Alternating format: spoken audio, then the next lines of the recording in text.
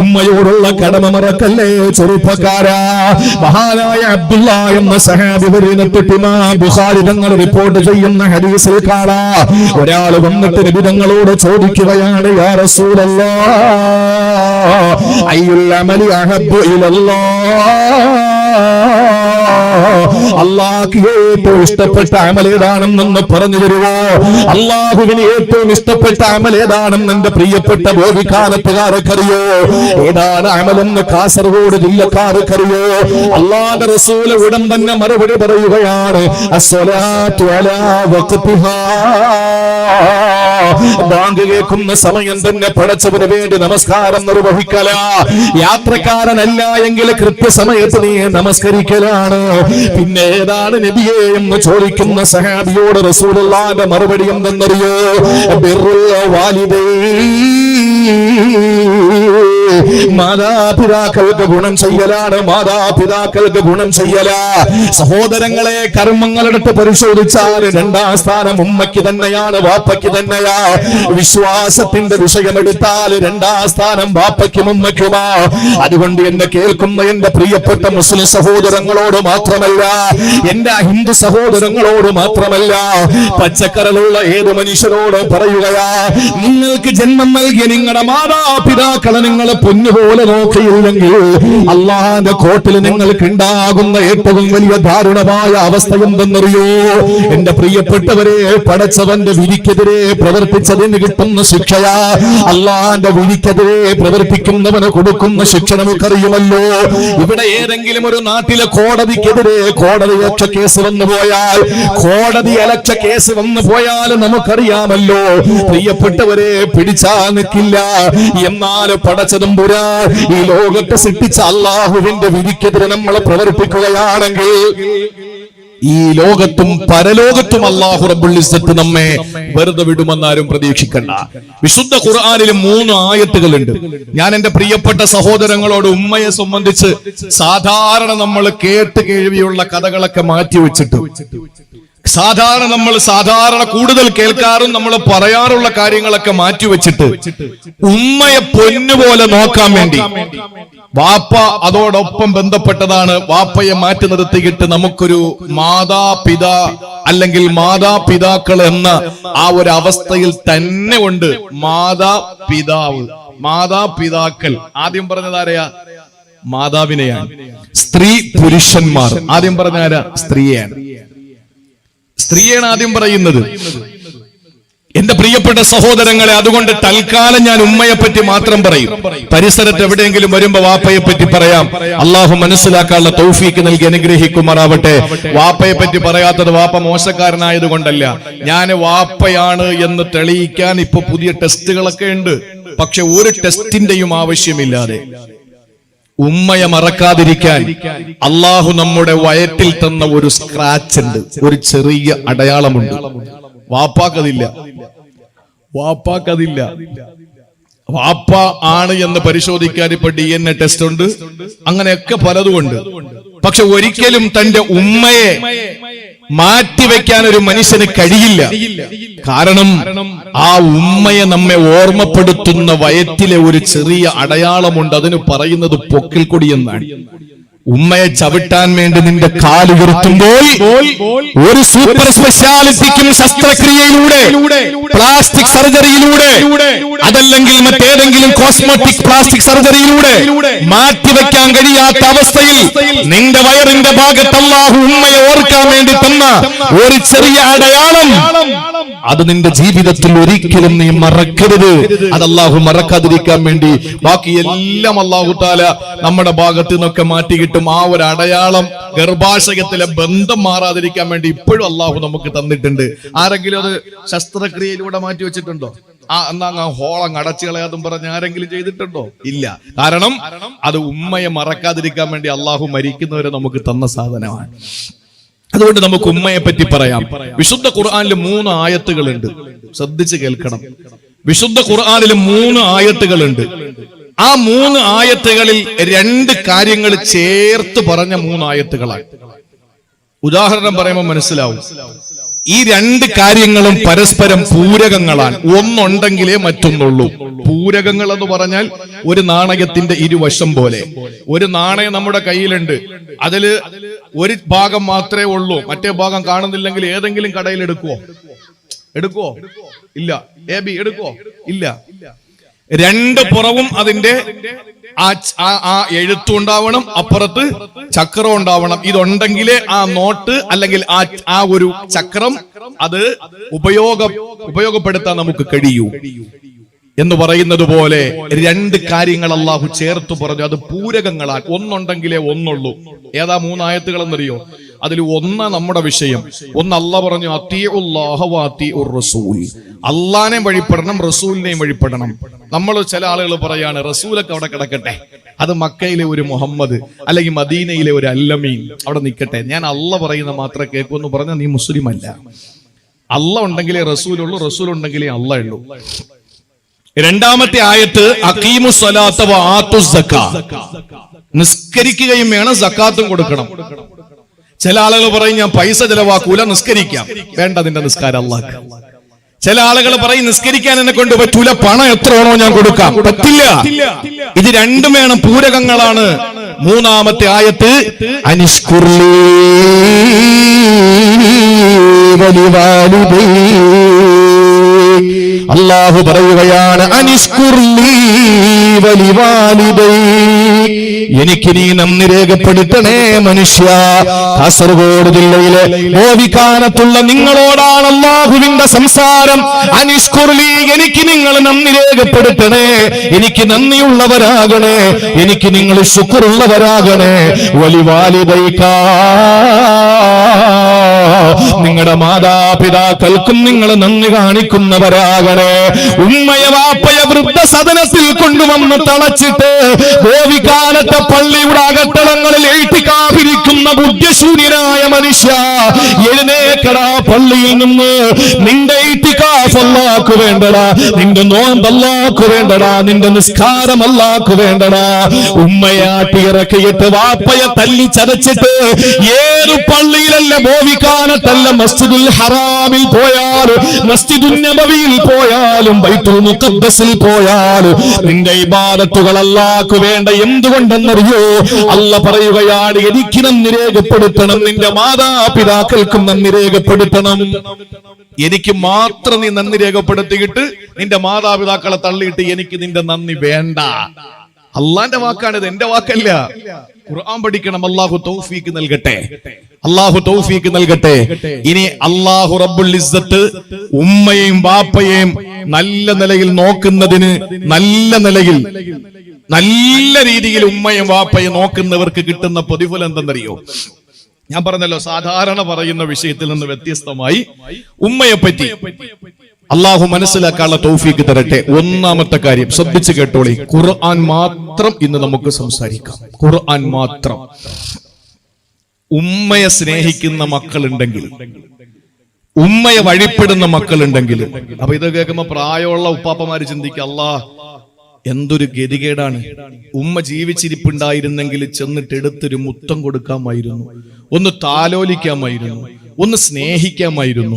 വിഷമിക്കണ്ട, ഞാൻ പ്രസംഗം നിർത്തുന്ന സമയത്ത് ഞാൻ മറന്നുപോയില്ലെങ്കിൽ ഞാനത് പറയും. മറന്നുപോയെങ്കിൽ നിങ്ങളൊന്ന് ഉണർത്തിയാൽ മതി. വാപ്പയും ഉമ്മയും മരിച്ചുപോയ മക്കൾ ഇനി എന്താ ചെയ്യേണ്ടതെന്ന് അവസാനം പറയാം ഇൻഷാ അല്ലാഹ്. എന്തായാലും പിരിവല്ല, നിങ്ങൾ പേടിക്കണ്ട. പിരിവിന് വേണ്ടിയിട്ടുള്ള തട്ടിപ്പല്ല, അത് നിങ്ങൾ പേടിക്കണ്ട. എന്താ ചെയ്യേണ്ടതെന്ന് ഇൻഷാ അല്ലാഹ് അവസാനം പറയാം. എന്താണ്? ഉമ്മയെ നമ്മൾ സ്നേഹിച്ചാൽ, ഉമ്മയെ നമ്മൾ ബഹുമാനിച്ചാൽ, ഉമ്മയെ വഴിപ്പെട്ടാൽ, ഉമ്മ എന്ത് പറയുന്നത് നമ്മൾ കേട്ടുകഴിഞ്ഞാൽ അവൻ അല്ലാഹു കൊടുക്കുന്നത് എന്തെന്നറിയോ? മഹാനായ ഈസാ നബി അലൈഹിസ്സലാം അറിയുമല്ലോ പ്രിയപ്പെട്ട ഉമ്മയാരാ? മറിയം ബീവി റളിയല്ലാഹു അൻഹാ. മറിയം ബീവി റളിയല്ലാഹു തആല അൻഹാ പ്രിയപ്പെട്ടവരെ, റൂഹുല്ലാഹി ഈസാ നബി അലൈഹിസ്സലാമിന്റെ പൊന്നുമ്മയാ.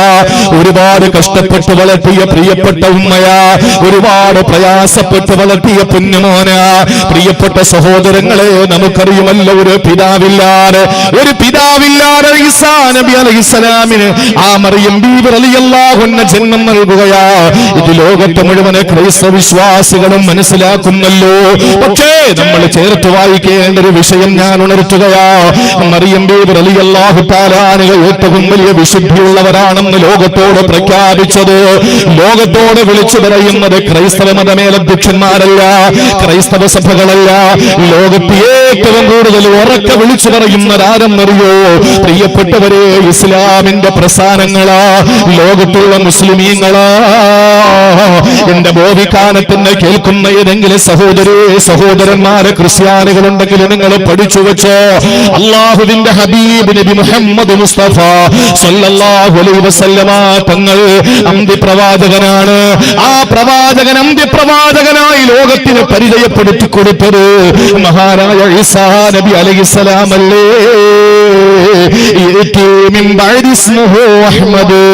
ശേഷം ഒരു അഹ്മദ് എന്ന പ്രവാചകന് വരുന്നെന്ന് ലോകത്തോട് വിളിച്ചു പറഞ്ഞത് ഈസാ നബി അലൈഹിസ്സലാമയാ. ഈസാ നബി അലൈഹിസ്സലാമിന്റെ പ്രിയപ്പെട്ട ഉമ്മ മറിയം ബീവിയെ ജൂതന്മാര് പറയുന്നത് എന്തെന്നറിയോ? ഇസ്രയേൽ പ്രതിനിധാനം ചെയ്യുന്ന ജൂതന്മാര് വിളിച്ചു പറയുന്നത് അവര് വ്യഭിചാരിണിയെന്നാണ്, അവര് വേശ്യാവൃത്തി നടത്തിയവരെന്നാണ്. ഈസാ നബി അലൈഹിസ്സലാം ജാരസന്തതി എന്ന ഇസ്രയേൽ പ്രതിനിധാനം ചെയ്യുന്ന ജൂതന്മാര് വിളിച്ചു പറയുന്നത്.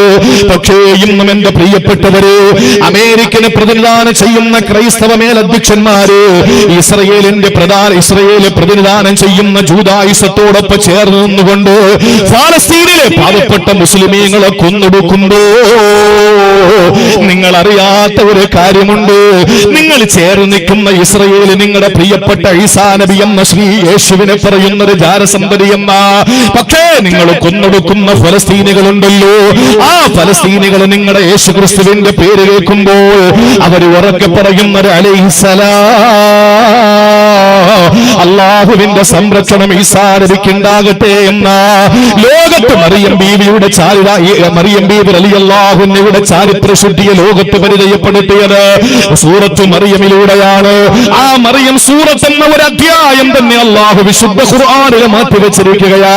പക്ഷേ പ്രിയപ്പെട്ട സഹോദരങ്ങളെ, ആ അധ്യായത്തില് മഹാനായ ഈസാ നബി അലൈഹിസ്സലാം പറയുന്ന ഒരു വാക്കുണ്ട്. അതാണ് മാതാവിനോടുള്ള സ്നേഹത്തിന്റെയും മാതാവിനോടുള്ള താല്പര്യത്തിന്റെയും പേര് അല്ലാഹു റബ്ബുൽ ഇസ്സത്ത് നമുക്ക് തരുന്ന വലിയ ഒരു മാറ്റമതാ. എന്നെ കേൾക്കുന്ന എന്റെ ഭോവികാലത്തുള്ള ചെറുപ്പക്കാരാ, എന്റെ പ്രിയപ്പെട്ട പെങ്ങന്മാരെ, വസ്തുനിഷ്ഠമായി അർത്ഥഗർഭമായി ആശയസമ്പന്നമായ ഖുർആനിനെ പഠിക്കാൻ നിങ്ങൾ തയ്യാറാവുക. ഈസാ നബി അലൈഹിസ്സലാം പറയുന്നത് എന്തെന്നറിയോ? വബർറം ബിവാലിദതി വലം യജഅൽനി ജബ്ബാറൻ ശഖിയാ.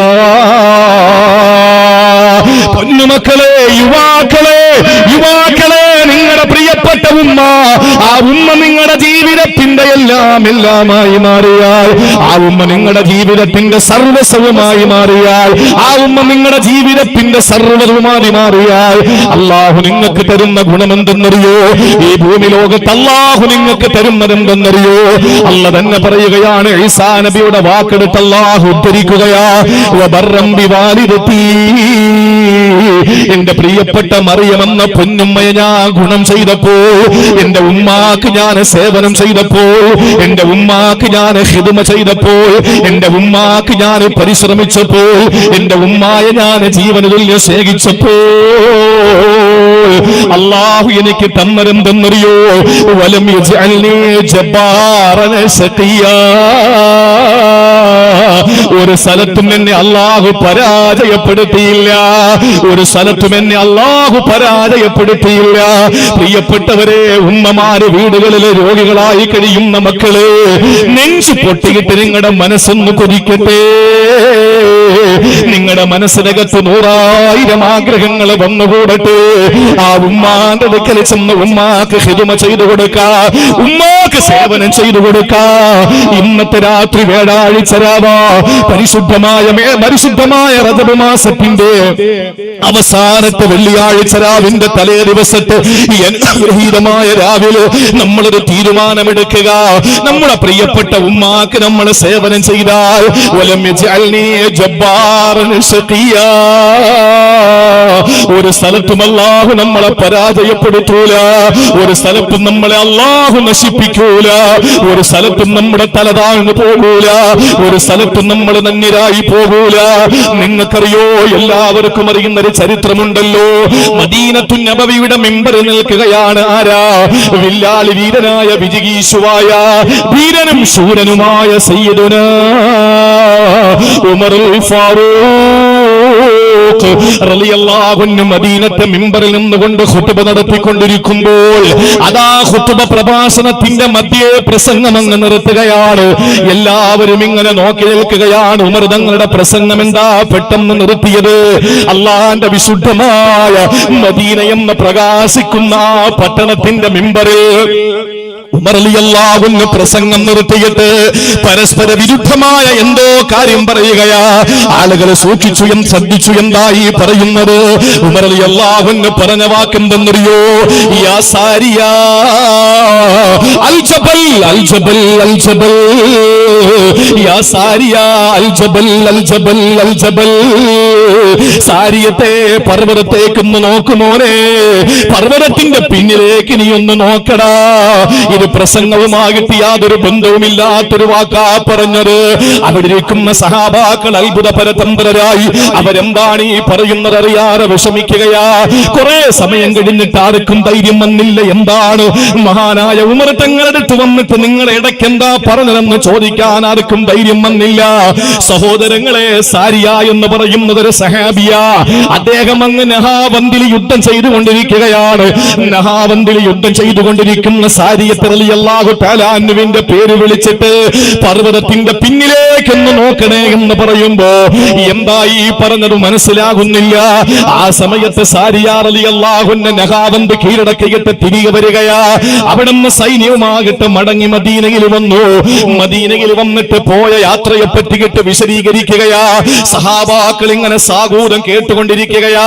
സാരിയത്ത് റളിയല്ലാഹു അൻഹു പറയുകയാണ്, ഞാൻ ഇങ്ങനെ യുദ്ധം ചെയ്ത് പോകുമ്പോൾ എന്റെ അശ്രദ്ധയില് ഞാൻ ശത്രുക്കൾ എവിടെയാ ഉള്ളതെന്ന് ശ്രദ്ധിക്കാതെ നിൽക്കുമ്പോ അതാ അന്തരീക്ഷത്തിലൂടെ ഒരു ശബ്ദം കേൾക്കുകയാ.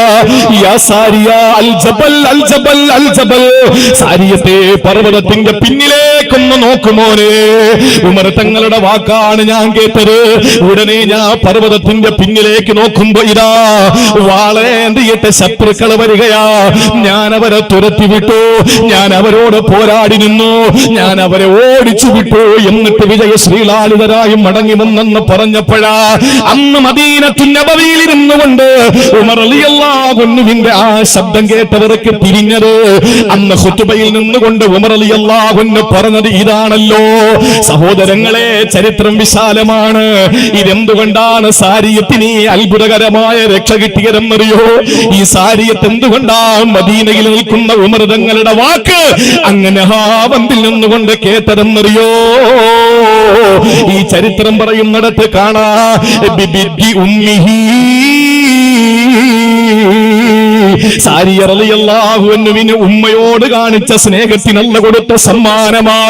പ്രിയപ്പെട്ട ഉമ്മയോട് കാണിച്ച ഇഷ്ടമുണ്ടല്ലോ, ആ ഉമ്മയോട് കാണിച്ച ഖിദ്മത്തിന്റെ ദിവസങ്ങളുണ്ടല്ലോ, അതിന് അല്ലാഹു കൊടുത്ത സമ്മാനമാണ്. ആ നഹാവന്തിൽ നിന്നുകൊണ്ട് മദീനയിൽ നിന്ന് ഉമർ തങ്ങളുടെ വാക്ക് കേട്ടത്. അതാണ് വിശുദ്ധ ഖുർആനിൽ ഈസാ നബി പറഞ്ഞത്, വലം യജഅൽനി ജബ്ബാറൻ ശഖിയാ. ഞാൻ ഒരു സ്ഥലത്തും പരാജയപ്പെട്ടു പോകൂല. ഒരു സ്ഥലത്തും ഞാൻ അള്ളാഹുവിന്റെ പ്രിയപ്പെട്ട അള്ളാഹുവിന്റെ വിശുദ്ധ ഖുർആൻ പറയുന്നു, എന്റെ ഉമ്മയെ ഞാൻ ഖിദ്മത്ത് ചെയ്താൽ, എന്റെ പ്രിയപ്പെട്ട ഉമ്മയ്ക്ക് ഞാൻ സേവനം ചെയ്താൽ ഒരു സ്ഥലത്തും ഞാൻ പരാജയപ്പെട്ടു പോകൂല. സാമ്പത്തികമായി നഷ്ടം വരുന്നത് എന്തുകൊണ്ടാ? എവിടെ പോയാലും ഗുണം പിടിക്കാത്തത് എന്തുകൊണ്ടാ? എത്ര വലിയ മിടുക്ക് കാണിച്ചിട്ടും നീ താഴേക്ക് വരുന്നത് എന്തുകൊണ്ടാ? അതിനൊറ്റ പരിഹാരമേ ഉള്ളു മോനെ.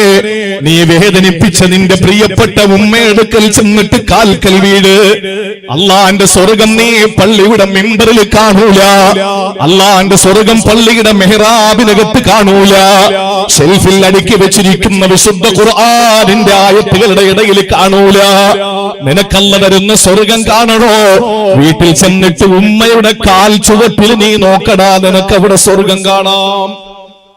എന്റെ പ്രിയപ്പെട്ട സഹോദരങ്ങളെ, ഒരു സ്ഥലത്തും അള്ളാഹു നമ്മളെ പരാജയപ്പെടുത്തില്ല. ഉമ്മയെ സേവിച്ചാൽ, ഉമ്മയോട് സ്നേഹം കാണിച്ചാൽ.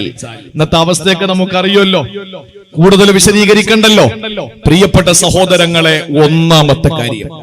ഇനി രണ്ട്, കാസർഗോഡ് ജില്ലയില് നമുക്കറിയുന്നത് പോലെ ഈ അടുത്ത സമയത്ത് ഒരുപാട് പ്രശ്നങ്ങൾ, ഒരുപാട് വാർത്താ മാധ്യമങ്ങളിൽ ഇടം പിടിച്ച, നവമാധ്യമങ്ങളിൽ വളരെ വെണ്ടയ്ക്ക് നിരത്തി എഴുതപ്പെട്ട ഒരുപാട് വിഷയങ്ങൾ കാസർഗോഡ് ജില്ലയിൽ ഉണ്ടായല്ലോ. കാസർഗോഡ് ടൗണും ഒക്കെ ആയിട്ട് ബന്ധപ്പെട്ട്, അതൊന്നും ഞാൻ പറയുന്നില്ല. ഈ വിഷയങ്ങളൊക്കെ നമ്മൾ മനസ്സിലാക്കുമ്പോ ഉമ്മയെ ഖിദ്മത്ത് ചെയ്യുന്ന, ഉമ്മയെ സേവിക്കുന്ന ഒരു മനുഷ്യന്, മകന് അല്ലാഹു കൊടുക്കുന്നത് ഒരു സ്ഥലത്തും പരാജയപ്പെട്ടു പോകില്ല എന്ന് മാത്രമല്ല, ഒരു പാപവും നീ ചെയ്യേണ്ടി വരൂല. അതാണ് രണ്ടാമത്തേത്. നീ എന്തുകൊണ്ട് കള്ളു കുടിക്കുന്നു? നിന്റെ ഉമ്മയുടെ ഏതോ ഒരു പൊരുത്തക്കേട് നിന്റെ ജീവിതത്തിലുണ്ട്. മക്കൾ നന്നാകാൻ ഉമ്മയോളം ഒരു ദുആയും പള്ളിയിലെ ഉസ്താദ് ചെയ്താലും, ഇനി ആര് ചെയ്താലും, തന്റെ പെറ്റുമ്മ ദുആരക്കുന്നതോളം ഒരു മക്കൾക്കും വേറെ കിട്ടാനില്ല. നിങ്ങൾക്ക് യോജിക്കാം, വിയോജിക്കാം. എന്റെ പ്രിയപ്പെട്ടവരെ, ഇതെന്റെ വാക്കല്ല. വിശുദ്ധ ഖുർആൻ മറ്റൊരു പ്രവാചകനെ പരിചയപ്പെടുത്തി. ആരാന്നറിയോ? മഹാനായ യഹ്യാ നബി അലൈഹിസ്സലാം. യഹ്യാ നബി അലൈഹിസ്സലാം സക്കരിയാ നബി അലൈഹിസ്സലാമിന്റെ പ്രിയപ്പെട്ട പൊന്നുമോനല്ലേ മഹാനായ യഹ്യാ നബി അലൈഹിസ്സലാം. യഹ്യാ നബി അലൈഹിസ്സലാമിനെ പറ്റി അല്ലാഹുവിന്റെ വിശുദ്ധ ഖുർആൻ പറയുകയാ, വബർറം ബിവാലിദൈ. യഹ്യാ നബി അലൈഹിസ്സലാം മാതാപിതാക്കൾക്ക് ഗുണം ചെയ്യുന്നവരാ, മാതാപിതാക്കൾക്ക് സേവനം ചെയ്യുന്നവരാ, മാതാപിതാക്കളെ സ്നേഹിക്കുന്നവരാ. അതുകൊണ്ട് അല്ലാഹു കൊടുത്ത സമ്മാനം എന്തെന്നറിയോ? വലം യകുന ജബ്ബാറൻ അസിയാ. അതേ മറിയം സൂറത്തിൽ കാണാ, വലം യകുന ജബ്ബാറൻ അസിയാ. യഹ്യാ നബി അലൈഹിസ്സലാം ഒരു പാപിയെ ആയിട്ടില്ല, ഒരു പാപം ചെയ്യുന്നവനായിട്ടില്ല, ധിക്കാരം പ്രവർത്തിക്കുന്നവനായിട്ടില്ല, ദൈവധിക്കാരിയായി മാറിയിട്ടില്ല. പാപങ്ങളൊന്നും യഹ്യാ നബി ചെയ്തിട്ടില്ല. എന്തുകൊണ്ടെന്നറിയോ? ക്വാളിറ്റി അല്ല പറഞ്ഞത്, വബർറം ബിവാലിദൈ. മാതാപിതാക്കൾക്ക് ഗുണം ചെയ്തത് കൊണ്ടാണത്രേ. ഒരിക്കൽ അത്വാ ഇബ്നു യസാർ റളിയല്ലാഹു തആല അൻഹു പറയുകയാണ്, മഹാനായ ഇബ്നു അബ്ബാസ് റളിയല്ലാഹു അൻഹുവിന്റെ മുമ്പിലേക്ക് ഒരാൾ കടന്നു വരികയാ. ഇതെന്റെ പ്രിയപ്പെട്ട സഹോദരങ്ങൾ വളരെ ശ്രദ്ധയോടെ കേൾക്കുക. കാലഘട്ടത്തിന്റെ കുത്തൊഴുക്കിനെതിരെ നമ്മൾ നീന്തേണ്ടവരാണ്. എന്തുകൊണ്ടെന്നറിയോ? കാലം ഇങ്ങനെ ഒഴുകുന്നതനുസരിച്ച് നമ്മൾ ഒഴുകാ പാടില്ല. നമ്മൾ പറയും നാടോടും പോലെ നമ്മളും ഓടണമല്ല. പ്രിയപ്പെട്ടവരെ, നമുക്കതിൽ ആത്മാവില്ലാത്തത് കൊണ്ടാ, നട്ടല് നഷ്ടപ്പെട്ടതിന്റെ പേരിലാ, ജീവൻ നഷ്ടപ്പെട്ടതിന്റെ പേരിലാ. കണ്ടിട്ടില്ലേ മലവെള്ളപ്പാച്ചിൽ വരുമ്പോൾ എത്രയോ ടൺ ഭാരമുള്ള ആനകൾ പോലും ചത്തിട്ടിങ്ങനെ കൂടെ ഒഴുകി വരുന്നത് കണ്ടിട്ടില്ലേ? എത്ര ടൺ ഭാരമാണ് ആനയ്ക്കുള്ളത്? ആ ആന മലവെള്ളത്തിലൂടെ ഇങ്ങനെ ഒലിച്ചൊലിച്ച് വരുന്ന നിങ്ങൾ കണ്ടിട്ടുണ്ടല്ലോ. എന്നാൽ പ്രിയപ്പെട്ട സഹോദരങ്ങളെ, മലവെള്ളപ്പാച്ചിൽ ഒഴുകി വരുന്ന വെള്ളത്തിലൂടെ, അതല്ലെങ്കിൽ കളകളാരവം മുഴക്കുന്ന അരുവികളിലൂടെ, അതാ ഒരു അരഗ്രാം പോലും ഇല്ലാത്ത പരൽ മത്സ്യങ്ങൾ തിരികെ നീന്തുന്നത് കണ്ടിട്ടുണ്ടോ? വെള്ളത്തിന്റെ ഒഴുക്കിനെതിരെ നീന്തി പോകുന്നത് കണ്ടിട്ടില്ലേ? അത് എന്തുകൊണ്ടാണ്? ആ ടൺ കണക്കിന് ഭാരമുള്ള ആന ഒഴുകി വരുന്നത്, വെള്ളത്തോടൊപ്പം ഒഴുകി വരുന്നത്, ആ ആനയ്ക്ക് ജീവനില്ലാത്തതിന്റെ പേരിലാ. പക്ഷേ ഒഴുക്കിനെതിരെ നീന്തുന്ന അരഗ്രാം പോലും ഇല്ലാത്ത മത്സ്യമുണ്ടല്ലോ, പരൽ മത്സ്യം, അതിന് ജീവനുള്ളത് കൊണ്ടാ. അതുകൊണ്ട് കാലഘട്ടം എങ്ങനെയാണോ പോകുന്നത് അതുപോലെ പോകേണ്ടവനല്ല മുസ്ലിം, അതുപോലെ പോകേണ്ടവനല്ല ഇസ്ലാമിക ചിട്ടയിൽ ജീവിക്കുന്നവർ. പഠിച്ചു വെച്ചോ, ഈ ചരിത്രം നിങ്ങൾ വ്യക്തമായി കേട്ടോ. മഹാനായ യഹ്യാ നബി അലൈഹിസ്സലാം മാതാവിന് ഗുണം ചെയ്തതിന്റെ പേരിൽ, പിതാവിന് ഗുണം ചെയ്തതിന്റെ പേരിൽ അല്ലാഹു പറയുന്നു, വലം യകുന ജബ്ബാറൻ അസിയാ. ഒരു പാപവുമായി യഹ്യാ നബി ചെയ്തില്ലത്രേ. പ്രിയപ്പെട്ടവരെ, അത്താ ഇബ്നു യസാർ റളിയല്ലാഹു അൻഹു പറയുകയാണ്, ഇബ്നു അബ്ബാസ് റളിയല്ലാഹു അൻഹുവിന്റെ മുമ്പിൽ ഒരാൾ കടന്നു വരികയാ. ഈ ചരിത്രം കാസർഗോഡ് ജില്ലക്കാര് നല്ലപോലെ ഒന്ന് മനസ്സിലാക്കണേ. ഒരാൾ കടന്നു വന്നിട്ട് പറയുന്നു, ഇബ്നു അബ്ബാസ് തങ്ങളെ, ഞാനൊരു പെണ്ണിനെ വല്ലാതെ ഇഷ്ടപ്പെട്ടു. ആ പെണ്ണിനെ കല്യാണം കഴിക്കണമെന്ന് വല്ലാത്ത മോഹം വന്നു. അങ്ങനെ ഞാൻ അവളുടെ അടുക്കൽ ചെന്നിട്ട് വിവാഹാലോചന നടത്തുകയാ. അവൾ പറഞ്ഞു, പറ്റൂല, എനിക്കതിൽ താല്പര്യമില്ല. ഞാൻ വളരെ സങ്കടത്തോടെ തിരികെ വന്നു. ഞാൻ കരുതിയത് അവൾക്കിപ്പോൾ വിവാഹത്തിന് തയ്യാറല്ല എന്നാണ്. പക്ഷേ ഞാൻ പോയതിനു ശേഷം മറ്റൊരു ചെറുപ്പക്കാരൻ വന്ന് ആലോചന നടത്തി. അവൾ അനുവദിച്ചു, അവൻ അവളെ കല്യാണം കഴിച്ചു. എനിക്ക് സഹിക്കാൻ പറ്റിയില്ല ഇബ്നു അബ്ബാസ് തങ്ങളെ. ഞാൻ ഒരുപാട് മോഹിച്ച ഒരു പെണ്ണ്, ആ പെണ്ണിനെ എനിക്ക് കിട്ടിയില്ല. അവൾ മറ്റൊരുത്തനെ കല്യാണം കഴിച്ചത് എനിക്ക് സഹിക്കാൻ പറ്റിയില്ല. എന്താ ഞാൻ ചെയ്തതെന്നറിയോ? ഇബ്നു അബ്ബാസ് തങ്ങളോട് പറയുകയാണ്, ആ പെൺകുട്ടിയെ ഞാൻ അങ്ങ് കൊന്നു. ഇബ്നു അബ്ബാസ് തങ്ങളെ, പ്രേമനൈരാശ്യത്തിന്റെ പേരിൽ പെൺകുട്ടിയുടെ മുഖത്താസിട്ടൊഴിച്ചതല്ലേ സാക്ഷര കേരളം. അതുപോലെ തന്നെ എത്രയോ പെൺകുട്ടികളെയാ ക്യാമ്പസിൽ നിന്ന് വിളിച്ചിറക്കിയിട്ട് അവരുടെ അടിവയറിലേക്ക് കത്തികുത്തി കയറ്റിയിട്ട് കൊന്നുകളഞ്ഞത്. എന്തിന്റെ പേരിലാണ്? പ്രേമനൈരാശ്യത്തിന്റെ പേരിലാ, പ്രണയാഭ്യർത്ഥന നിരസിച്ചതിന്റെ പേരിലാ. ഇവിടെയും അത് തന്നെയാ സംഭവിച്ചത്. ഇബ്നു അബ്ബാസ് തങ്ങളെന്ന സഹാബിയുടെ മുമ്പിൽ വന്നിട്ട് ഒരാള് പറയുകയാണ്, ആ പെണ്ണിനെ ഞാൻ അങ്ങ് കൊന്നു. അല്ലാഹുവിന്റെ പരിശുദ്ധമായ കോടതിയിൽ ഞാൻ പോകണമല്ലോ. ഇബ്നു അബ്ബാസ് തങ്ങളെ, ഹല്ലി തൗബാ, എനിക്ക് പശ്ചാത്താപം കിട്ടുമോ? ഒരു പെണ്ണിനെ സ്നേഹത്തിന്റെ പേരിൽ കൊന്നുകളഞ്ഞതിന്റെ പേരിൽ എനിക്ക് മാറണമെന്ന ചിന്തയുണ്ട്. എനിക്ക് അല്ലാഹു മാപ്പ് തരുവോ ഇബ്നു അബ്ബാസ് തങ്ങളെ എന്ന് ചോദിച്ചുകൊണ്ടൊരു മനുഷ്യൻ ഇബ്നു അബ്ബാസ് തങ്ങടുക്കൽ വരുന്നത് അപ്പാ ഇബ്നു യസാർ റളിയല്ലാഹു അൻഹു അടുത്ത് നിന്ന് കാണുകയാ. ആ സമയത്ത് ഇബ്നു അബ്ബാസ് തങ്ങൾ ആ ചെറുപ്പക്കാരനോട് ചോദിച്ചതെന്തെന്നറിയോ? ഉമ്മുക ഹയ്യാ, ഓ സഹോദരാ, നിന്റെ ഉമ്മ ജീവിച്ചിരിപ്പുണ്ടോ? നിന്റെ പൊന്നുമ്മ ജീവിച്ചിരിപ്പുണ്ടോ? ആ മനുഷ്യൻ പറഞ്ഞു, ഇല്ല, കതുമാത്തവര് മരിച്ചുപോയി. എന്റെ ഉമ്മ നാളുകളേറെയായി മരിച്ചിട്ട്. ആ സമയത്ത് ഇബ്നു അബ്ബാസ് തങ്ങൾ പറയുകയാണ്, എന്നാൽ ഉമ്മ മരിച്ചുപോയെങ്കിൽ പൊന്നുമോനെ, അല്ലാഹുവിലേക്ക് കരങ്ങൾ ഉയർത്തി നീ തൗബ ചെയ്യുക. അല്ലാഹുവിലേക്ക് മടങ്ങിയിട്ട് നീ പശ്ചാത്തപിക്കുക. ആ സമയത്ത് ആ മനുഷ്യന് സന്തോഷത്തോടെ ഇറങ്ങി പോവുകയാ. ഇബ്നു യസാർ തങ്ങൾ പറയുകയാണ്, ആ മനുഷ്യൻ പോയതിനു ശേഷം ഞാൻ ഇബ്നു അബ്ബാസ് തങ്ങളുടെ അടുക്കൽ ചെന്നിട്ട് ചോദിച്ചു, എന്താ ആ മനുഷ്യൻ ഒരു കൊലപാതകിയായിട്ട് ആദ്യം നിങ്ങൾ ഉമ്മ ജീവിച്ചിരിപ്പുണ്ടോ എന്ന് ചോദിച്ചത് എന്തിനാ? അടിവരയിട്ട് കേൾക്കണേ സഹോദര, ഉമ്മ ജീവിച്ചിരിപ്പുണ്ടോ എന്ന് ചോദിച്ചപ്പോ ഇല്ലെന്ന് പറഞ്ഞപ്പോ നിങ്ങൾ പശ്ചാത്തപിക്കാൻ പറഞ്ഞതെന്തിനാ? ആ സമയത്താണ് ഇബ്നു അബ്ബാസ് തങ്ങൾ ഇബ്നു യസാറിനോട് പറഞ്ഞതെന്തെന്നറിയോ?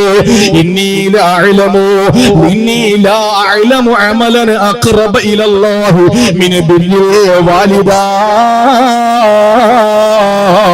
ഉമ്മയോട് ഗുണം ചെയ്യുന്നതിനേക്കാ കരണീയമായ അഭികാമ്യമായ ഒരു അമലും എനിക്കറിയില്ല. ഉമ്മയോട് കരുണ കാണിക്കുന്നതിനേക്കാൾ ഒരു വലിയ നന്മ എനിക്കറിയില്ല. ആ മനുഷ്യൻ ചെയ്ത കൊടിയ പാപമാണ്.